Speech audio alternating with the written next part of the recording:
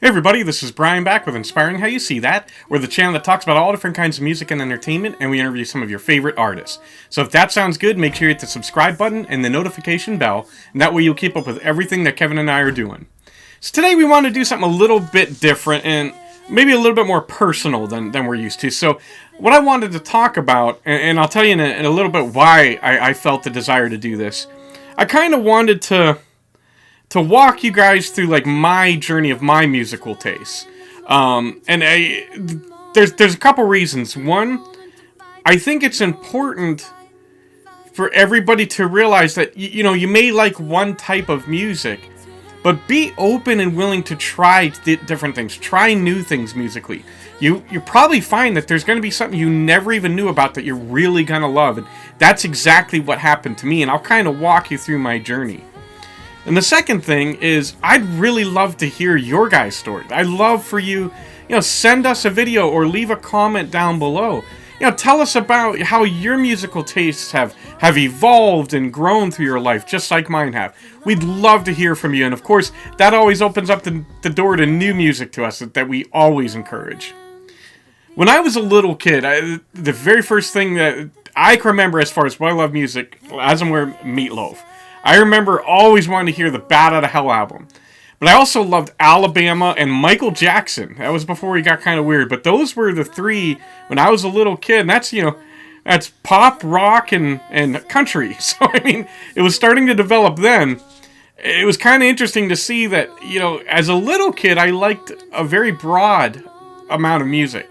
Then I got kind of, for lack of a better term, tunnel vision. And so when I was about 12 years old, we went and we visited my brother. He lived in Texas at the time. And that's when I was exposed really to country music on a large scale. And I remember I absolutely fell in love with country music. And it was, Garth Brooks, Brooks and Dunn, Mark Chestnut, Chris Ledoux, George Strait. And that was all I listened to. All my teen years into my early 20s was country music. And I still love that music. So don't get me right. It's not that I no longer like that. But for a significant portion of my growing up, I listened to nothing else. I wouldn't listen to hard rock. I wouldn't listen to metal. Nothing. Just country. And then in my early 20s, it was actually Kevin and my cousin Sean. The three of us are all real good friends. And they kind of opened my mind. And I'll never forget. They said, we've got a song we want you to hear. It's a Metallica song. And I didn't know anything about Metallica. I thought all heavy metal was, blah, blah, blah, and I was like, yeah, whatever. But it was Nothing Else Matters. And I remember they played it, and I thought, you got to be kidding me. What is this? This is amazing. What is there more of this? And thank God there was. So from that moment on, it was just like, boom, a whole new world opened to me musically. And I'm so thankful to my buddies for doing that for me and really expanding my mind and showing me that there's so much great music out there. And then as, I got a little older and Kevin and I were going to a lot of concerts and I was going to some by myself. And then we started developing, the idea of this channel. It exploded even more. The music around the entire globe that I've been exposed to and absolutely love. It blows my mind how many different kinds of fantastic music are out there. As you guys know, if you've watched our videos, my musical tastes are all across the board. For a few years, I was like, hey, I like everything from country to metal, but I don't like the growling and I don't like rap. Now I found some artists that growl and I found an artist that raps that I love. So even those things that I swore I would hate, I'm starting to warm up to, and that's a good thing. And again, I want to encourage everyone to be willing to, try something different.